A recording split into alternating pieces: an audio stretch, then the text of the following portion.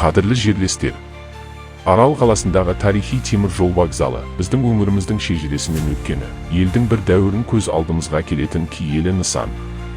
Бұл вокзал арқылы талай ұрпақ жолға шықты, талай тағдыр тоғысты.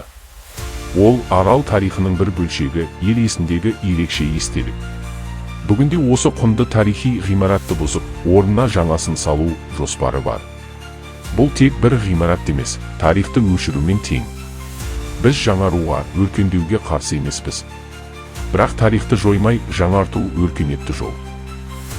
Тарихи вокзалды қалпына келтіру, қайта жаңғырту, халқымыздың болашақ алдындағы аманаты.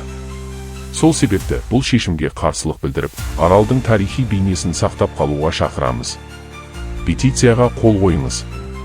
Аралды, тарихты бірге қорғайық. Арал тек теңіз емес, халықтың жүрегі.